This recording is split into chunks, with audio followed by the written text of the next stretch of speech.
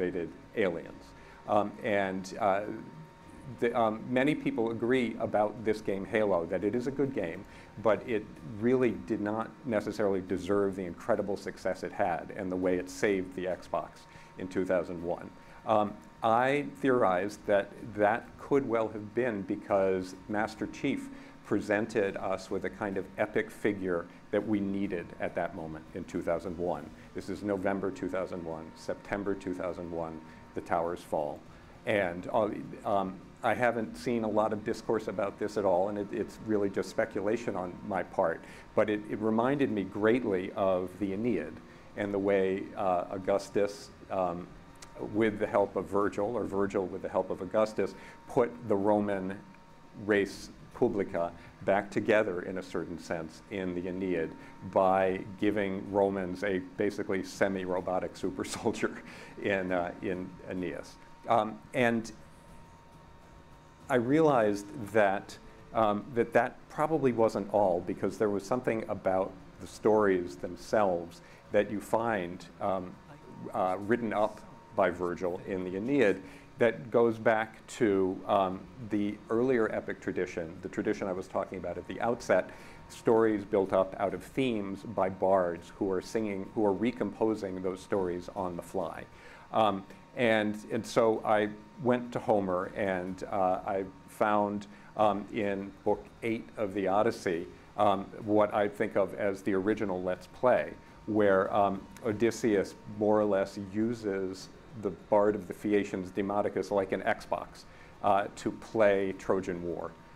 He wants, in this wonderful moment that we're going to take a little bit of a closer look at later, Odysseus asks Demodocus to sing about how the Trojan horse took Troy, by the way, with Odysseus as the guy who designs the Trojan horse.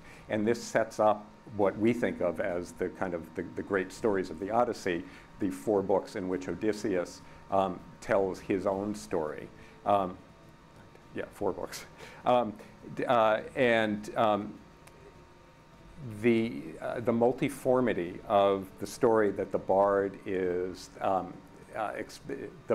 that Demodocus is coming up with, that Odysseus tells Demodocus that he wants to hear this particular story, and then Demodocus has to improvise it, because of course it's a non-written culture. It all has to be composed of themes, and what we get in that precious witness of the Odyssey is basically a Let's Play video of Demodocus singing the story of the Trojan horse.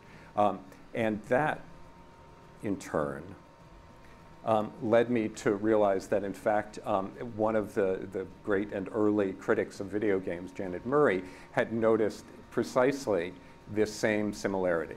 And she'd gone back to the great scholars of the multiform Homeric text, the multiform Homeric story, Albert Lord and Milman Parry, and made this comparison. But she left a lot of room for me, because she didn't kind of pursue that down the rabbit hole, if you will, that I pursued it down, which was, okay, what if we actually said that composition by theme, that building the story up out of these repeated elements, what if we said that that was actually a kind of game mechanic? What would that mean for our understanding of games as a kind of epic? What would it mean for our understanding of epic as a sort of play practice? And that led to a bunch of different ways of thinking about different games. And so I went back to Lord, which is always a good place to go. It's one of the most entertaining books of classics that you can ever pick up, I think. I extended my work out to talk about individual RPGs, role-playing games, especially Knights of the Old Republic, and then later Skyrim, talking about how the multiformity of the story, the way that you compose it on the fly as you're playing it, is shaped in these games. And what's really notable, just very briefly, about Star Wars Knights of the Old Republic is that there is what you can think of as a morality slider. light side, dark side, very well suited to the Star Wars universe, and that shapes your identity. And then one of the things that players who love Star Wars Knights of the Old Republic do is play all sorts of different playthroughs, kind of on different positions along that morality slider to see what sorts of different stories they can come up with. On the other hand, what I argued about the Elder Scrolls games, and Skyrim in particular, is that it's about the factions that you identify with. That if you decide you're going to be part of the Fighters Guild, that takes your story off in one thematic direction. And then if you decide you're going to be part of the Thieves Guild, it goes off in another thematic direction, and you can mix and match as much as you want and create, as anybody who's played an Elder Scrolls game knows, these unbelievably epic feeling stories, many of which don't even follow the campaign that Bethesda has laid out for you at all, and become completely emergent. That is not predictable in any way. Okay, so that eventually led me to thinking about cards, because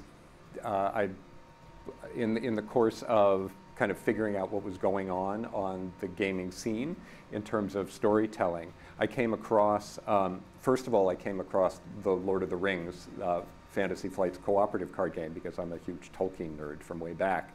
But then I realized that the magic of that game and games like it is that the themes, which in Homeric epic, things like swift-footed Achilles, cunning Odysseus, these formulas, which are kind of the smallest little, smallest theme that one can identify, that they, in cards, they become reified.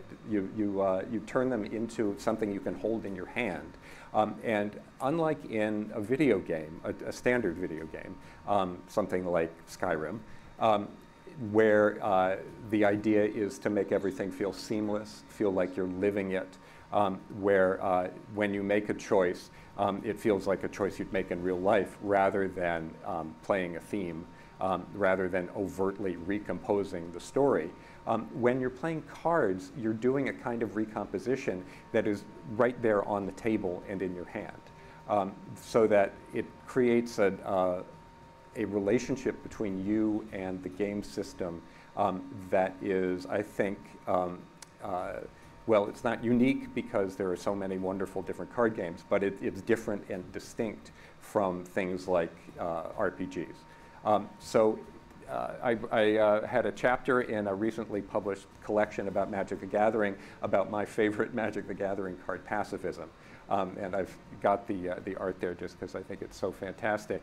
And what I argued about this card was that the way that it's played and the way that it works mechanically shows that, in fact, although we think of Magic the Gathering and such games as competitive games, there's also a really important and I think very interesting and pro-social view of them, which is that you're actually collaborating.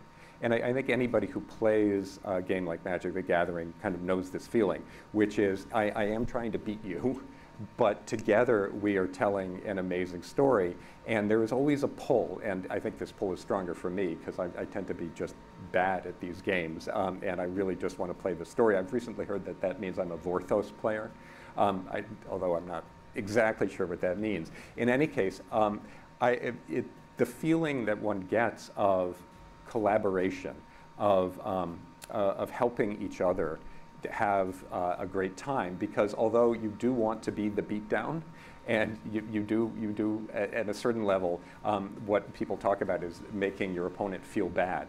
But you don't actually want to make your opponent feel bad. You want to make them feel good about feeling bad. That is, you want to tell this story together so that in the end, you both feel like you've had an epic experience. Like one of you is Achilles and the other is Hector, but in the end, you both are these wonderful, memorable, epic characters. Okay, so what I want to do is go into Marvel's Midnight Suns at this point and look at what the cards in Midnight Suns are doing, because it's a little strange. I don't know how many of you have played video games that involve cards, but there are now a lot of them, and they're really wonderful. And I mean, one reason that I'm up here talking about this is kind of the question, why? Why would it be that when we have this medium that is able really very well to make us feel like we're there in a fantasy world, why do game designers decide that it would be a good idea to put this kind of reified, discrete, that is ETE, like separate?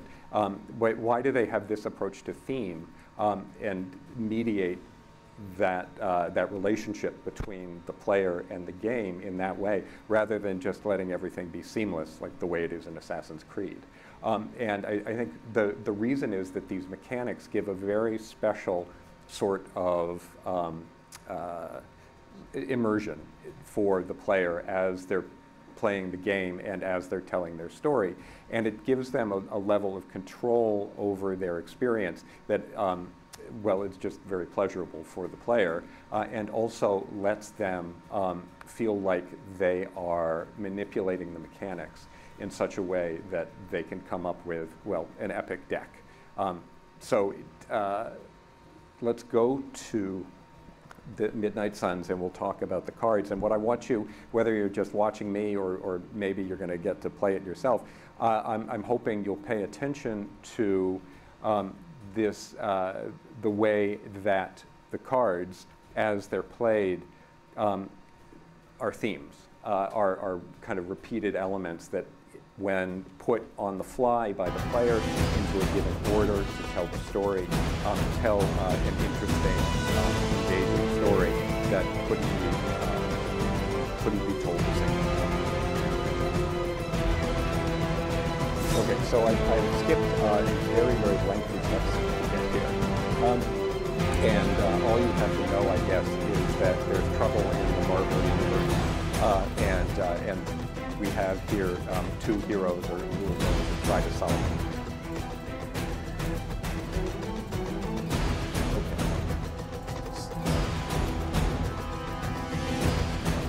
Okay. So Iron Man is going to play the card Galactus. Sure, why not?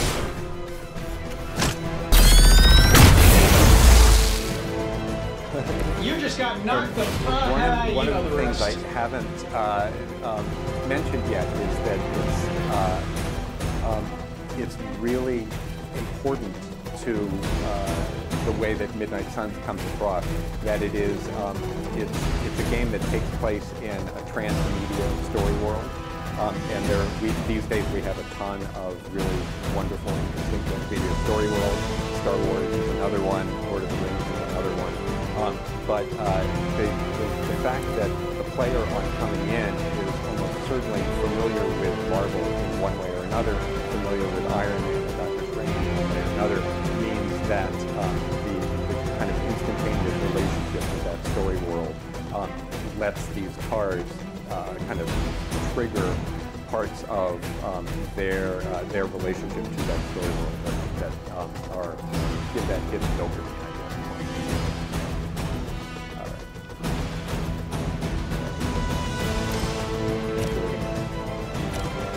I'm saving my energy so Hey, it worked, didn't it? So that was the Am I really going to have to bring out the big guns for this? In two ways, much the way a bard would use Swift Foot of the Killers as an epithet twice in 20 lines. All right, so now he gets to drop the hammer with air. Get it done any way we know how. Wow, that's embarrassing.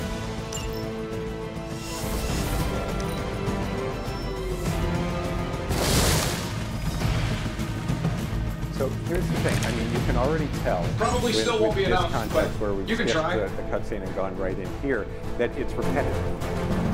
But the thing is that there is a certain kind of repetition, and we know this really well from the battle books of the Iliad, and also the parts of the Odyssey that are that can get repetitive, like the same story told slightly different ways over and over. That there's a kind of pleasure in that, and your mileage may vary, obviously, but comics are like that, and so are comic books. That suit may be a marvel of technology, but it's no match for the mystic arts. Allow me to demonstrate. Oh, so it's a contest now. Then you take the extra creepy one.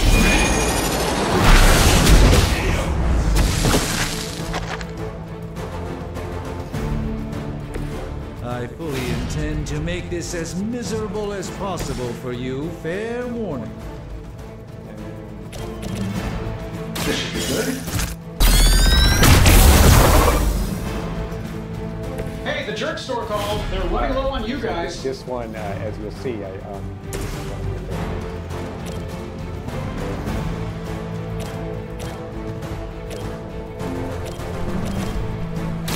Watch and learn.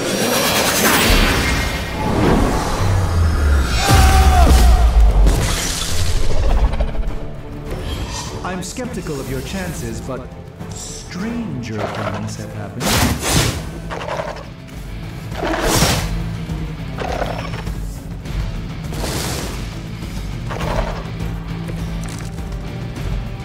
I like our chances.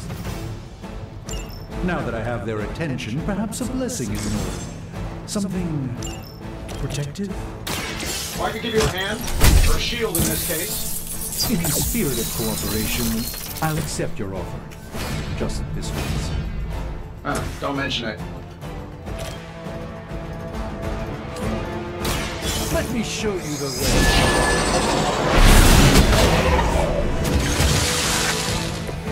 I am a sorcerer supreme.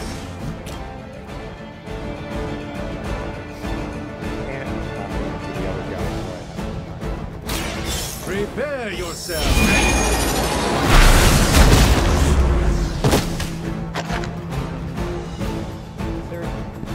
Love the effort.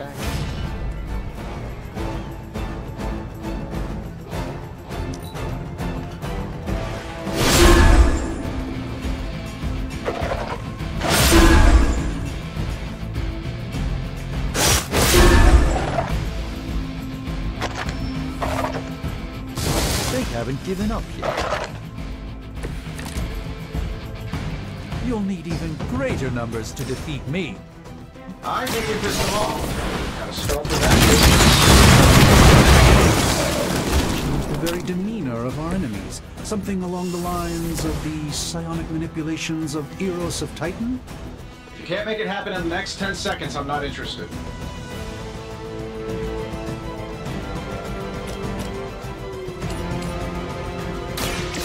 By the will of the old gods.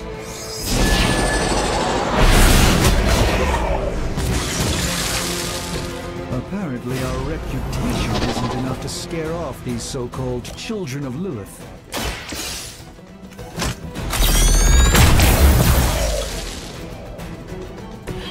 Impressive.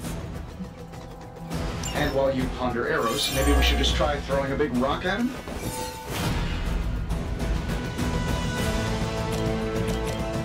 Let's do it.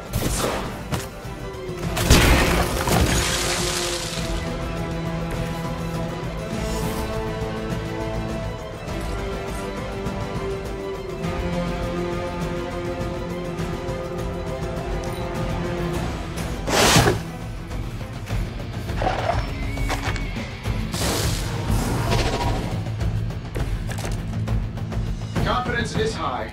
Oh, well, I think that's the last of them. Which is good. I might have told Pepper I was just stepping outside the restaurant to take a quick call.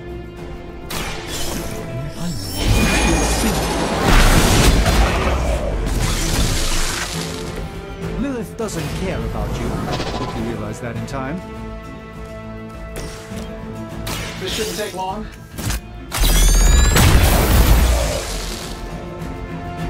Nothing personal. Okay, maybe a little personal.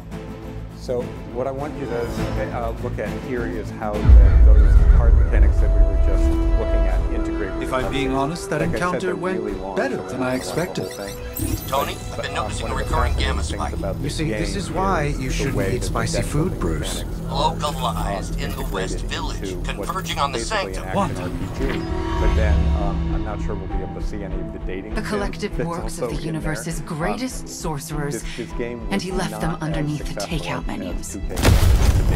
And it kind of Shifting came out of mystical the, polarities are bit of a wreaking havoc on my monstrosity portraits. with all of those different You don't genres say. blended in, but You okay, kid? Yes. Are you? Let's, put a pin in that.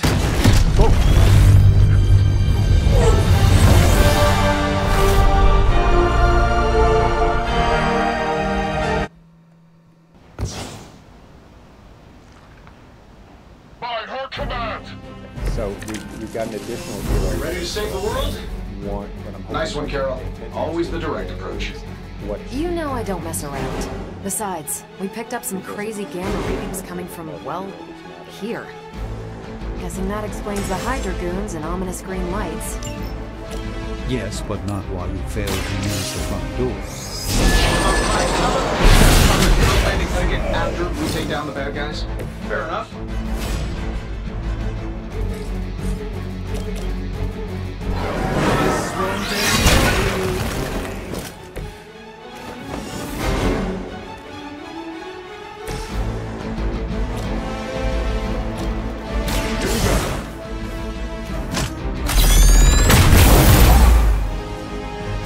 Not bad. Not great, but not bad.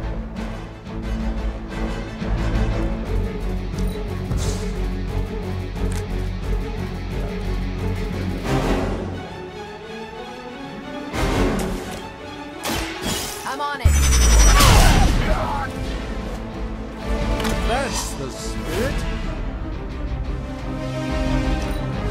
Position compromised.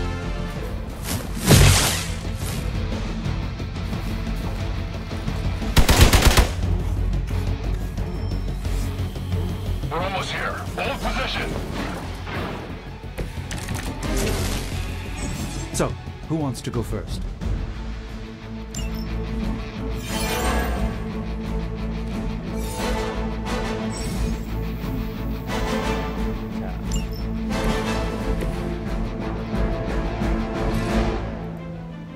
So one thing that's really interesting about this is that although only a certain amount of those mechanics are governed by the card, meaning you have moves, you have environmental attacks like the one that I'm about to do here, they're still by theme.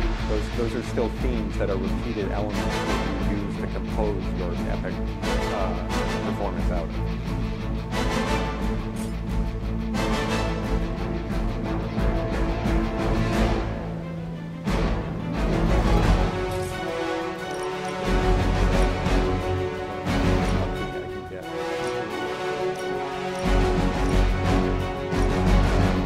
Here we go. Oh, that Davenport was at least a century old. What a waste.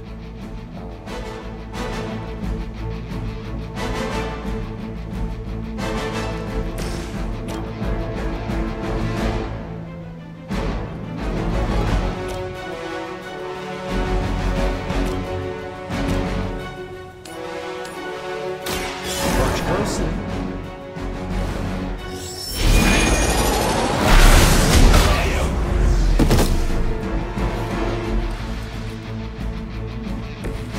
You've been deceived by Lilith, and it may very well cost you your life.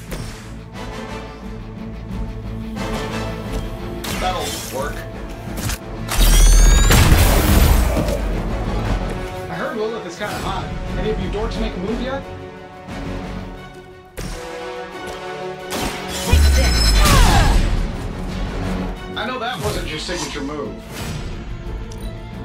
Regroup at position Tango.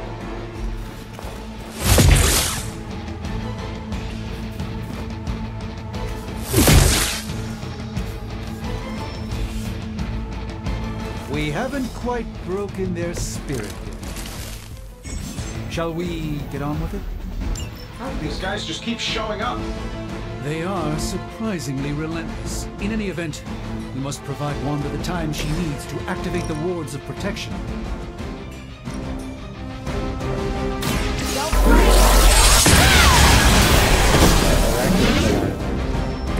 At least monsters are wild and unpredictable. These Rent-A-Mercs have no gumption. Interesting tactic.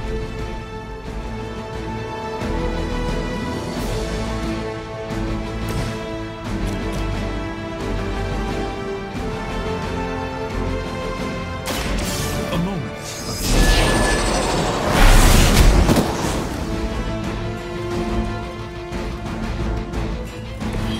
So that's how that works. Sometimes you Back! of course, the mistakes are part of I it. still don't like your chances. All right. We're three of the world's strongest heroes, right? Doesn't it seem like this should be easier? Well, Stark faster.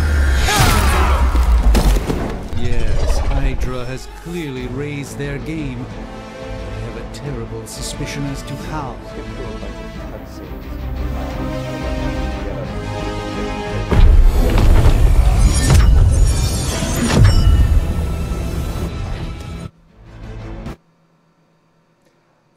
So you haven't even met yet the person who is more or less the player character of this game, who's called the Hunter.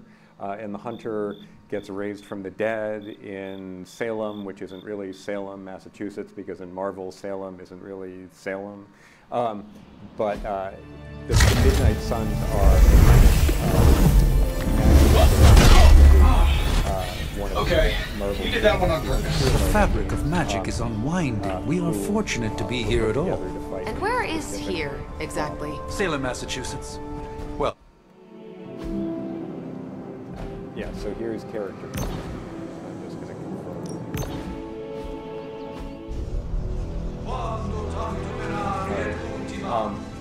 Yeah, classicist.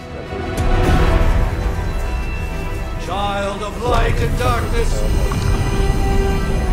you who tame the night. So the hunter, it was basically you gets resurrected.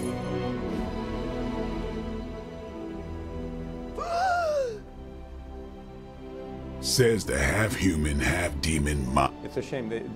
All right, so now we get to the RPG part. You appear quite versed in my history, Dampier. Heard my fair share of story.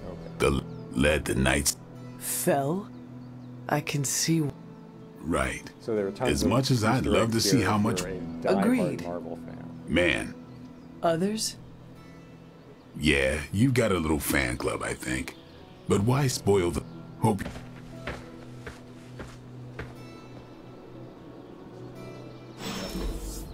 No.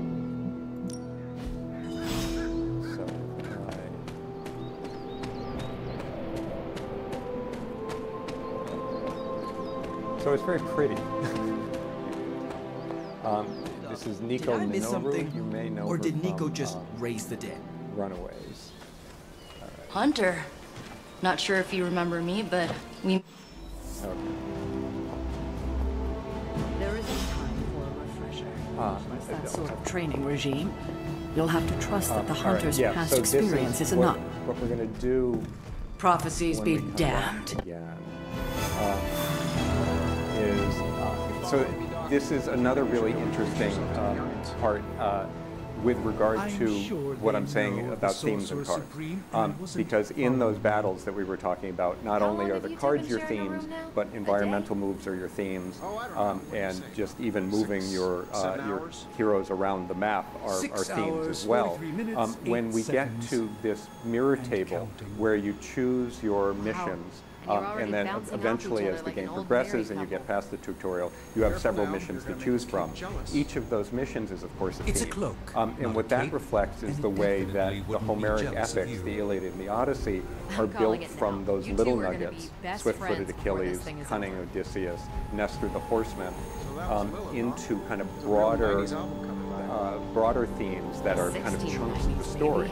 And then when you get to what is maybe the simplest level of Homeric narrative, let's say a battle book of the Iliad, those little chunks are picked up into battles between different heroes who have epithets who go with them. And then maybe, but one of my favorite comparisons to make is those battle books often play out like a mission on an MMORPG or even a regular RPG, where you fight a whole bunch, where a hero fights a whole bunch of kind of lesser enemies and then comes up against the boss. And this happens again and again in what are called the Aristeia, the kind of the big boss fights of the Iliad.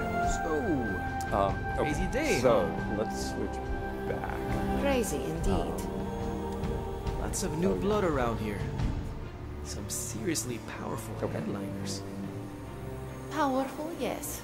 But how powerful? So, that moment that we were talking about in the eighth book of the Odyssey, when Odysseus plays Demodocus like an Xbox and gets him to tell the story of Odysseus's greatest feat, that is designing the Trojan horse, gives way quite quickly to the beginning of the 9th book of the Odyssey. And this is when Odysseus makes the pivot from having Demodocus sing about how awesome he is to taking control of his narrative himself and telling the Phaeacians, his hosts at this moment, about everything that he's been through.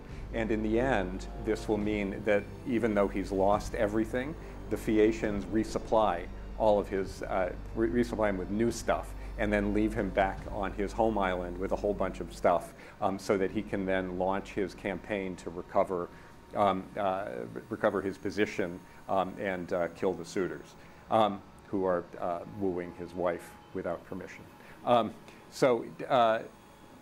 This is what Odysseus says to the king of the Phaeacians, Alcinous, who has more or less, who has actually stopped Demodocus mid-song and said, well, it seems like everybody is enjoying this except for Odysseus, because Odysseus greets this story of the Trojan horse that he's asked Demodocus to sing, not with the kind of joy that you would think he would, but rather by like losing it and covering his face in a curtain in grief. I always like to think that the bards of the Odyssey are always trying to have it every way they possibly can. I always think that we're supposed to wonder, is in fact Odysseus really that sad, or is he doing this really theatrical covering of his face with the tapestry so that Alcinous will say to him, oh, we have to know who you are. Something weird is going on here. And so Odysseus responds by talking about Demodocus, because he has, when he asked Demodocus to sing that song, when he asked him to sing about the Trojan horse, this is what he said: take this piece of pork over to Demodocus and tell him to eat it. For all the pain his lays may cause me, I will salute him nonetheless. Bards are honored and get respect throughout the world, for the muse teaches them their songs and loves them. And we'll talk about that word oime in a moment. This is the bard of the Odyssey, the bards of the Odyssey's self-advertisement, obviously. Tip your servers, more or less. And this is Odysseus fulfilling his part of the bargain, right? Because he wants to, Demodocus has done what he asked him to do, and he wants to give Demodocus, well, kleos. So kleos, the word I think some of you probably already are familiar with. It's a word that's related to a verb that means to hear. And so it is the quality of having people know about you, having people have heard about you. And it is a particularly marked term in epic because it's understood to be precisely the sort of knowing, the sort of storytelling that happens in epic. Really famously, there's a moment when Achilles himself, who has withdrawn from battle, is sitting around singing the kleos of heroes with a lyre. That is the instrument of the bards. And so kleos is what that formulaic, that composition by theme mechanic is really all about. It's building up stories from that one little nugget, swift-footed Achilles, say his name. His name is, he has fame just from his name. He has fame from his being swift-footed. Same with Odysseus and the cunning. So it's kind of degree zero of the composition by theme to be found in Epic. And Odysseus, once he's gotten the kleos that he wants from Demodocus about the Trojan horse, he then gives kleos back to Demodocus, as he said he would, and it's specifically in the context of what is, I think, self-evidently immersion. What we think of, those moments when time stands still and we're just completely involved in the game that we're playing. And immersion isn't something that only happens in games, but it's something that very, very notably happens in games. It can happen with a good book as well, or especially a good video presentation of film or a show. But the times when time just ceases to have any meaning, those are the times when we play RPGs until 3 o'clock in the morning and we look at our watches and think, oh no. And then we keep playing. Odysseus says, no occasion is more full of grace than when gladness reigns through the whole people and the feasters throughout the hall listen to the singer sitting in their rows and the tables are by full of bread and meats, or Doritos, as the case may be. What I want to suggest is that this comes from the way the building blocks in Homeric epic, and I think this is isomorphic, analogous with the building blocks of the cards and the rest of the thematic mechanics in a game like Midnight Suns, that they create a kind of special relationship with the system. Because specifically of what I call the overtness of it. That is, you have a card in your hand or you have a card on the screen, you get to see it, you get to know, you know exactly what's going to happen. And the audience, I think, as it's expressed in our kind of precious witness in the Odyssey of bardic culture, the audience is caught up in those stories, is immersed in those stories because they know that, and this is why Odysseus is giving kleos to Demodocus, they know that it's being composed by theme, that it takes a heck of a lot of skill, that Demodocus is highly professionalized, that the bards who sang the Homeric epics, the Iliad and the Odyssey, and the rest of the epics that we've lost, that they were professional, and their relationship to the muses is a kind of allegory or a metaphor for their professionalization. It's a heck of a lot easier to play Marvel Midnight Suns than it was to sing the Odyssey or the Iliad, but we are able to get that same feeling thanks to the mechanics of the game. We're able to compose by theme, and the immersion and the kind of, well, joy that we get out of it is analogous. So this is the place. Kleos is, if you're not a classicist, I want you to take away 2 Greek words from this talk. One is kleos, that is the glory, is one way to put it, but it's fame, reputation. But then oime.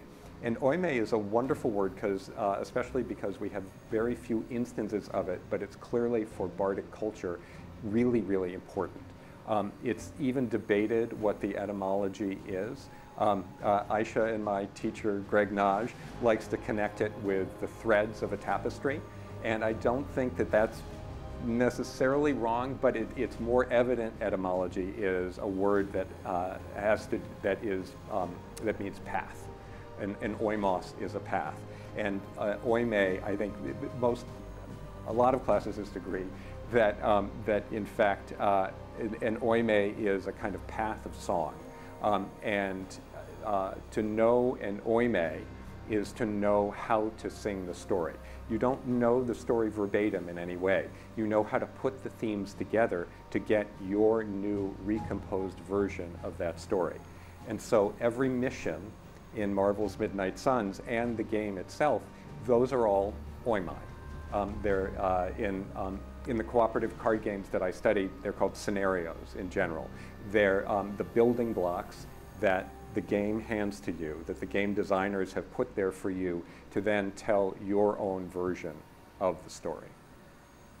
Okay, what do we have next? Okay, so I think at this point I want to send us back into Midnight Suns so that we can see a slightly more complex mission. And I'm hoping as you watch, you'll be thinking about what kinds of composition. And here I'm going to let the cutscenes go on a little bit longer because not only are they good, but they help integrate the action, the mechanical action of the game into the transmedia story. With everything going on right now, we simply cannot afford to lose contact with the Sanctum or Wanda.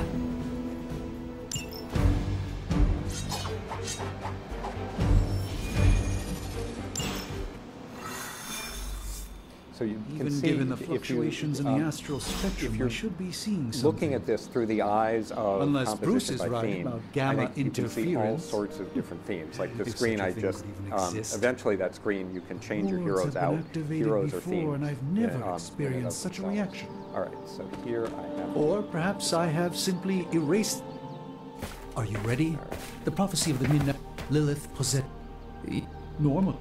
Is that another For the language, or your sanctum will? Indeed. The Sanctum Sanctorum So has there's- weathered you its saw a bit of fair the share dating of sim trouble pop up over the there, Dr. years. Strangelove. Blaze storms, a few short temp. I do not. I suggest we make use of it while it's still functioning. We should hurry.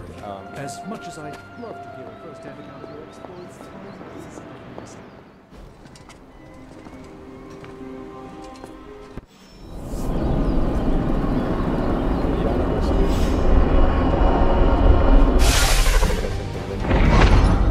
You are standing in limbo. Nexus of all realities, both real or otherwise. From here, magic can open gateways to just about anywhere on our planet, and beyond. We don't want to risk punching through the wards protecting your sanctum.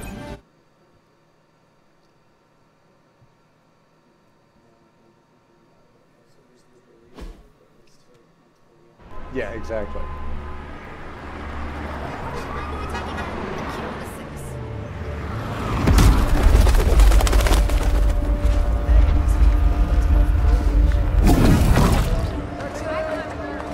Hey, I'm walking here. All I ate today was a bagel.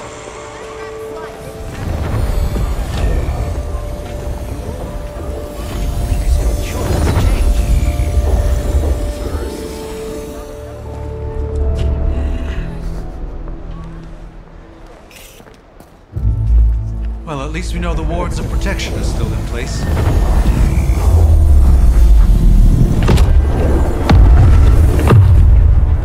For now. I suggest we hurry.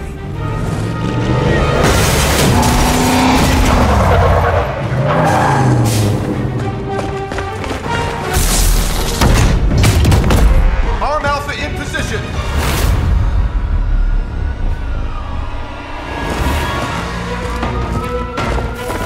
No one's getting through. Welcome to New York.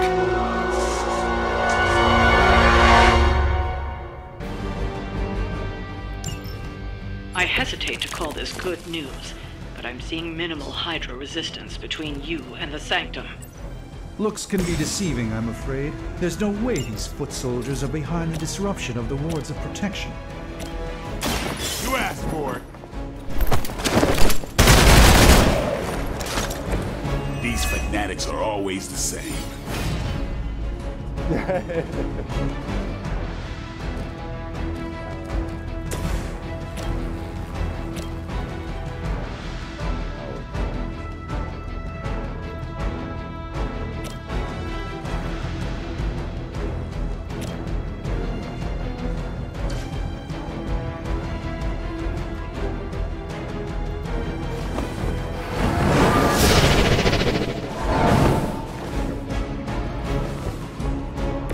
Even the Mother of Demons is forced to rely upon hired hands occasionally.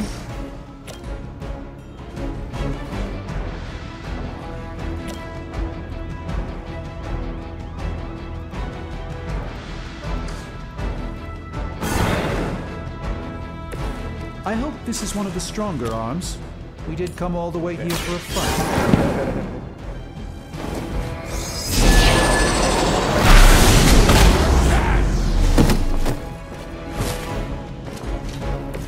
They cannot possibly match your strength.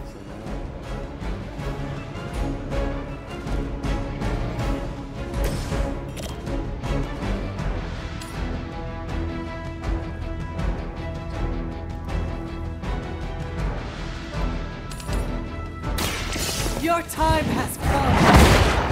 I need a medic here. Not bad. Not great, but not bad. Yeah.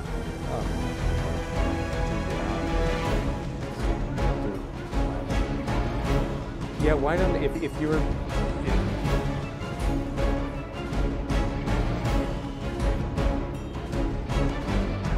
Yeah, so we have, yeah, good,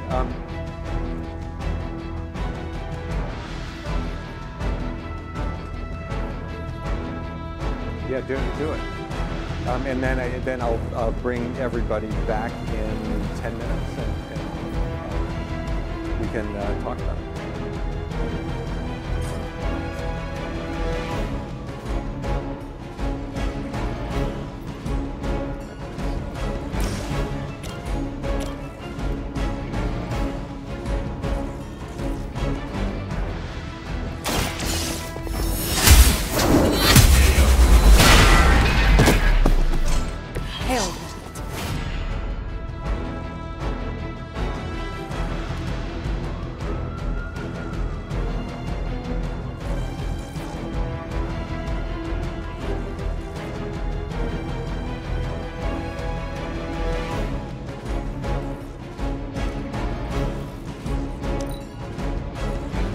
Service.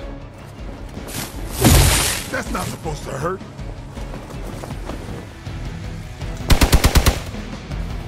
Engaging target. Was that really your best? Armed belts are responding.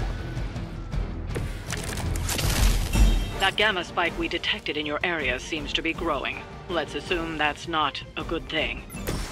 Gamma or not, I feel the hand of my mother at work here.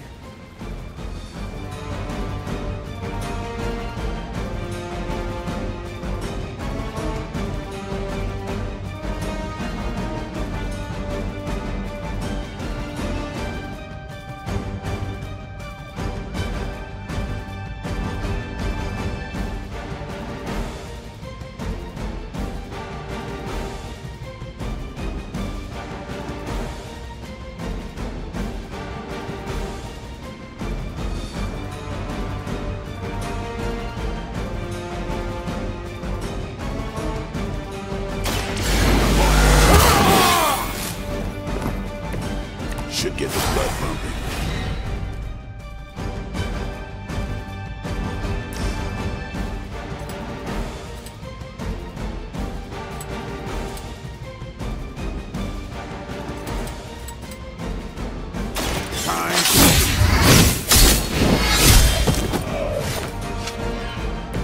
It's weirdos like these that give people like us a bad reputation.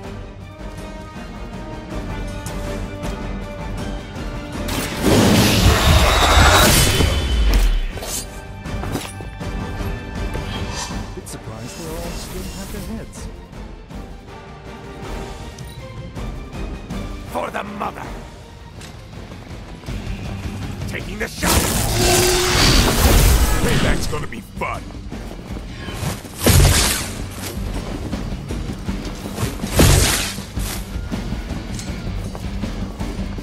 Your death won't be in vain!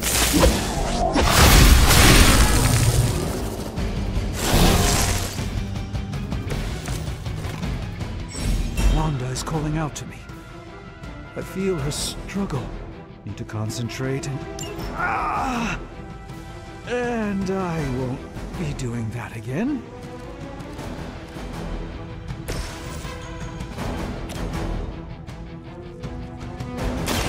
Prepare yourselves.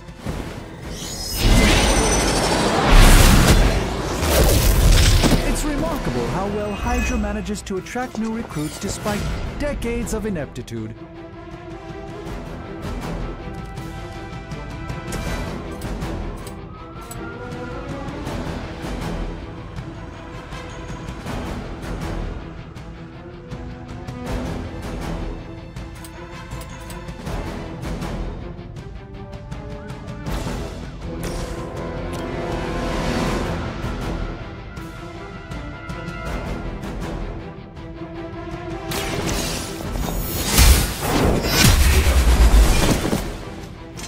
Weak, even for Hydra.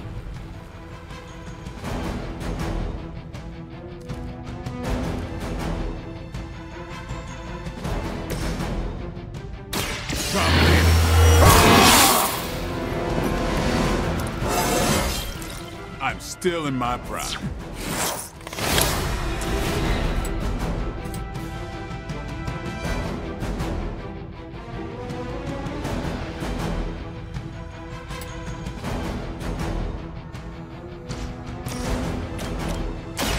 Playtime's over.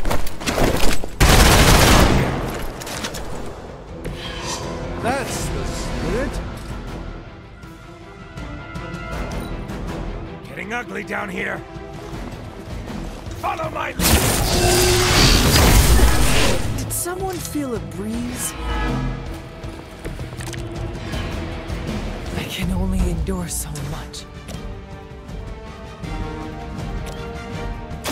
The light is on our side. This shall be of great help.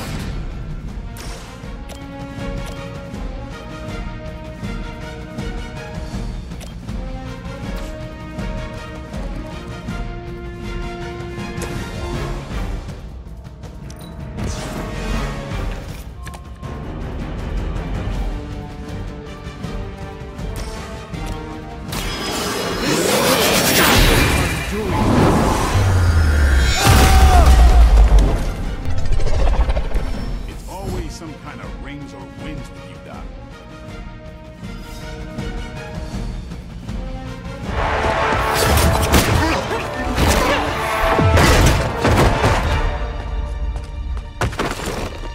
Misguided as they are, remember, Hydra is still human, Hunter. Not Lilin. You were saying? The lifeblood of the Mother pumps through our veins. The Mother is eternal. Hydra is eternal. Wanna bet?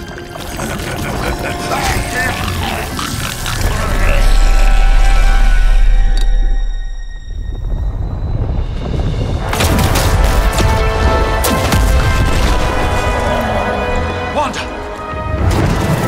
Wards! Weakening! Cannot let them fail!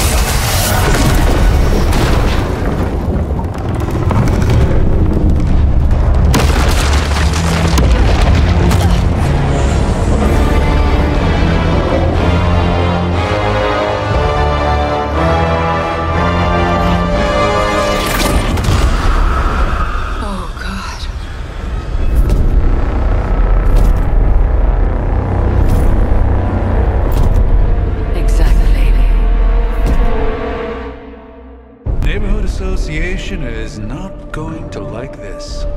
No. I'll handle it.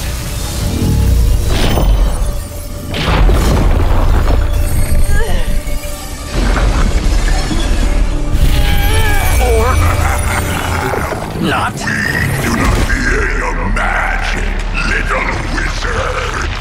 We have answered the Mother's call. We are venom to all who oppose her. And you are lost.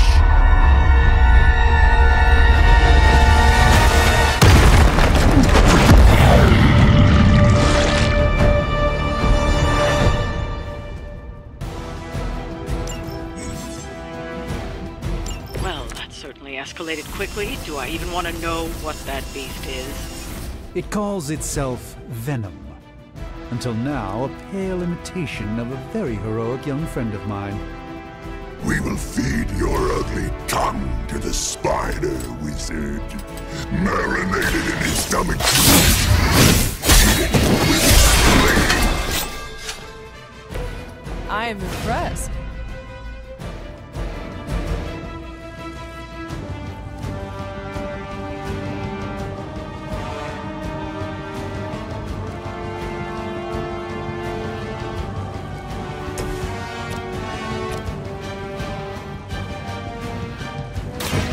You had your chance to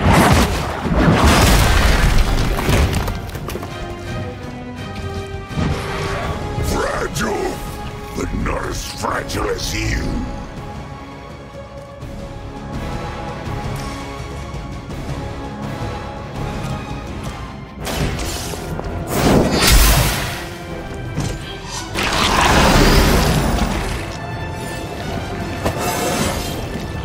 just like old times.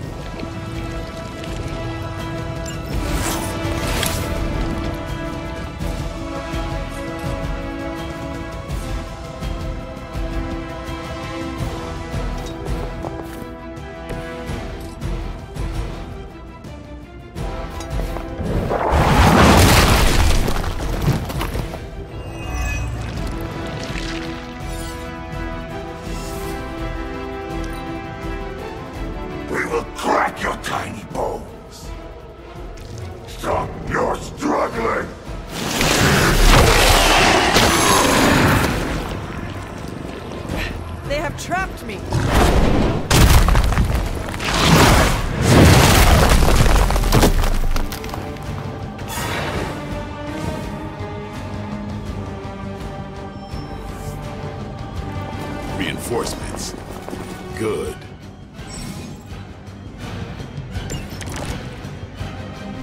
This house belongs to Mother now, and you belong to us. We shall start with your juicy entrails, then slowly savor your delicious brains. Are the rest of your mother's children so chatty? Thankfully, no.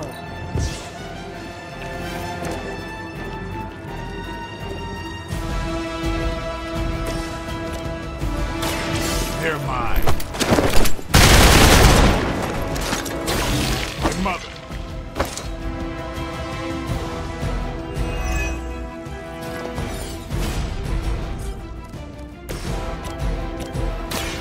Walk in the light. Greatly appreciated.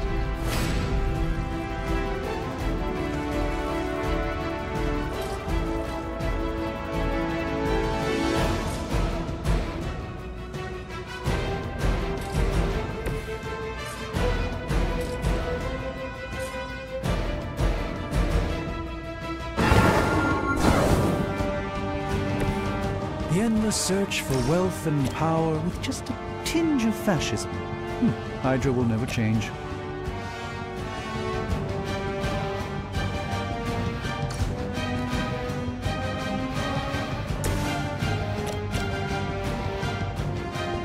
Time to get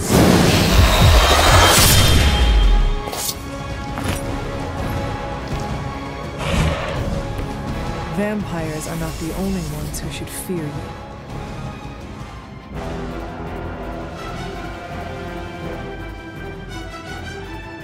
Great. Okay, good. All right. So back to the slideshow.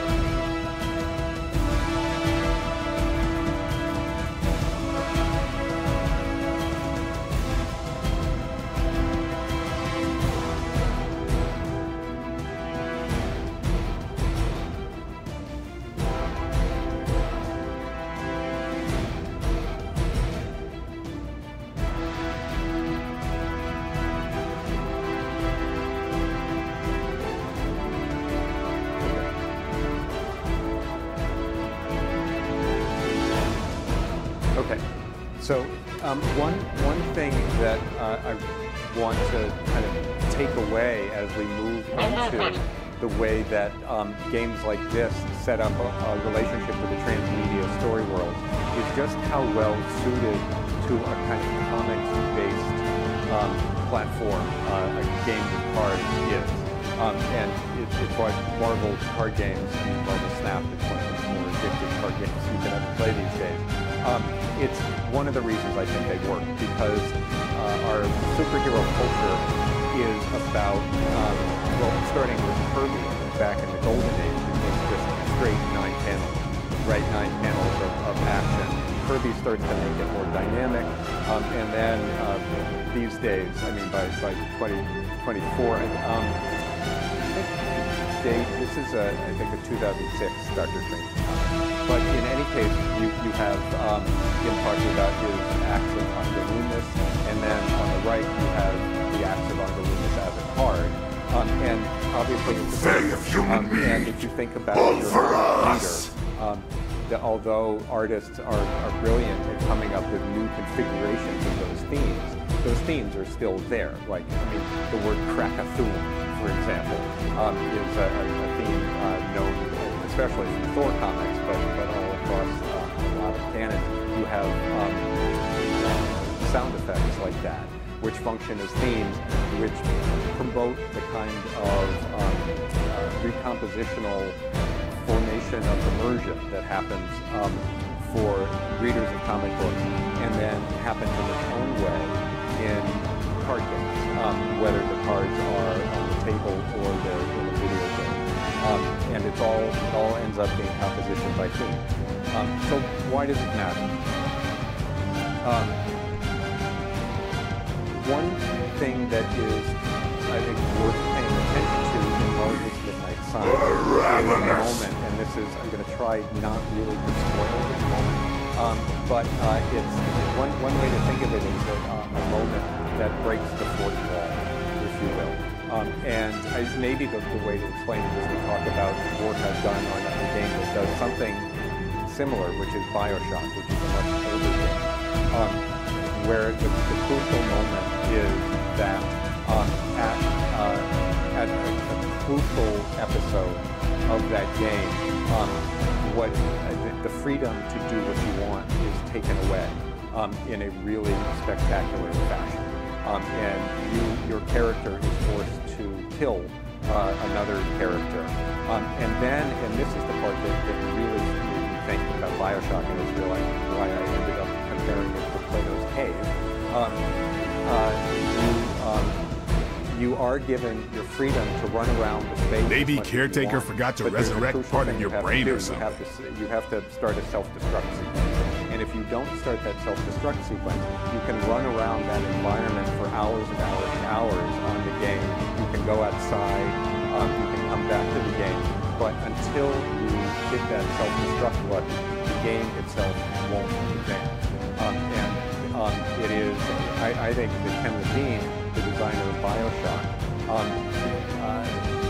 got us to enact an engaging, self-referential kind of ethical moment where he allows us to see just how constructed the world of BioShock is, and then by extension kind of how constructed the world that surrounds games like this are. And that in turn gets us into Plato's Republic. Heroes, Plato, villains, this very, very famous allegory of the cave.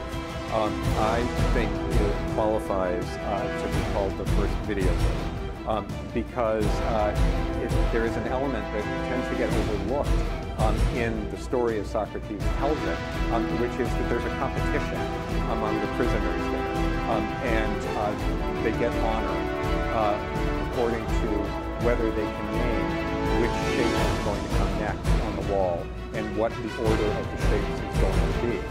And it's when the person who was released, who goes up into the outer air, who sees the sun, who doesn't want to come back down, but finally does come back down, he tries to get everybody to stand up, and he gets so frustrated that he decides to sit down and play their game with them.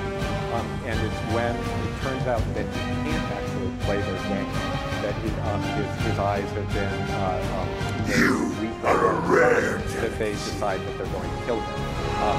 And it ends up being a kind of analog to Duncan, the Nintendo game, where you're trying to figure out exactly where the next shadow is going to be.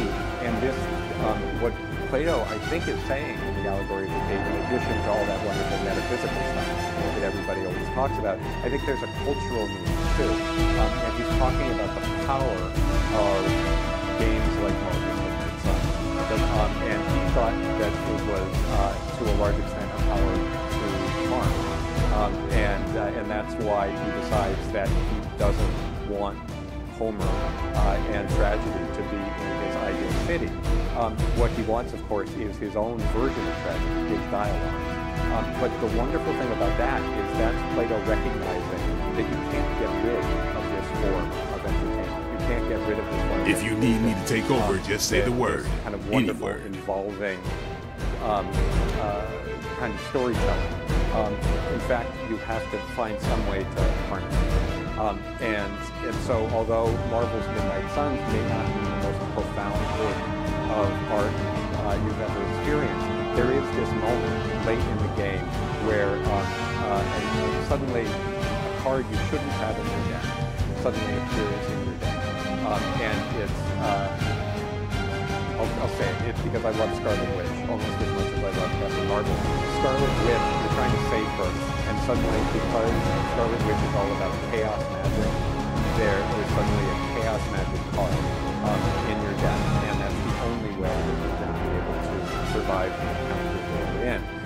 And it points out the construction that the system is built out. It points out the way that the decks that are built over the course of the game and the course of the story, they are decks that we've constructed and part of the system that lets us into a deeper level. We're at the level of the designer at that point.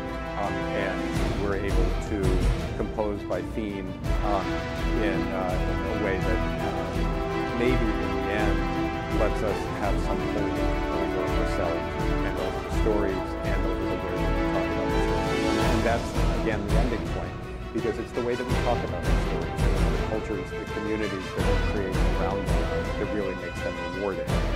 And if I had to guess, I think that the reason we have the profound works, the Iliad and the Odyssey, that we have is that people talk about them all the time, and talk to the bards, and as the bards recomposed and recomposed over the course of decades and centuries, their conversations let them work together with the battle books, the incredibly violent sections of the Iliad that go on and on and on and on. Together with that, we have Book 24. We have the Ring of Protection. We have Book 9, the Choice of Achilles. We have all of these profound moments that exist in relation to the recomposition of the epic themes that are all about that Kleos mechanic, just getting your name told and your name glorified. So that's what I guess I wish for this game and all the other games we play. Thank you very, very much.